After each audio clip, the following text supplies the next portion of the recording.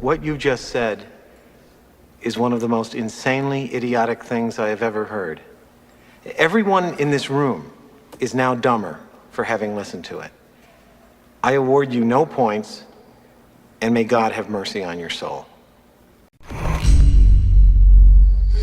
What's up guys, Sal here. So DxO is at it again. They reviewed the camera of the Galaxy S21 Ultra and scored it less than the S20 Ultra. In their camera review, the phone received an overall score of 121 points. In comparison, last year's S20 Ultra received 126 points. Both phones got the same score in photo quality, but it's the zoom and video where they put the S21 Ultra significantly lower than the S20 Ultra. DxO says the S21 Ultra is not as good as the S20 Ultra in video and zoom quality as seen with the massive difference in scores. This is funny because I have both phones on my desk right now and the zoom quality on the S21 Ultra is significantly better than the S20 Ultra. In fact, if you watch any camera comparison video of the two phones, you can clearly see Samsung has improved the zoom quality on the new phone. It's not just marginal but very significant. I agree most YouTubers have very little technical knowledge about cameras and just give their personal opinion as to which photo looks better,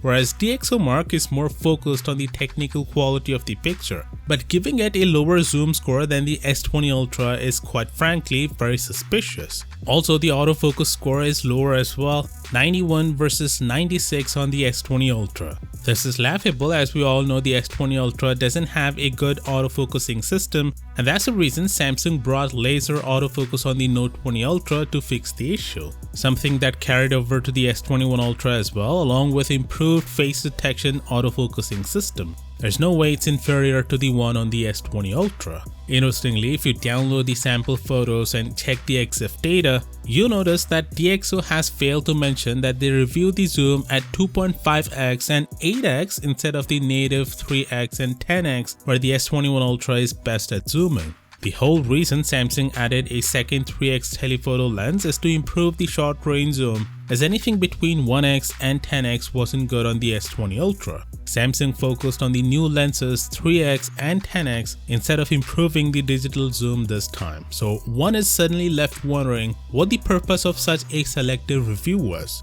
This also opens up more questions on testing standards and protocols. In any case, the Galaxy S21 Ultra is arguably the best camera phone available at the moment after the Mi 10 Ultra. Even if you disagree with the camera quality, there's no way it's worse than the S20 Ultra.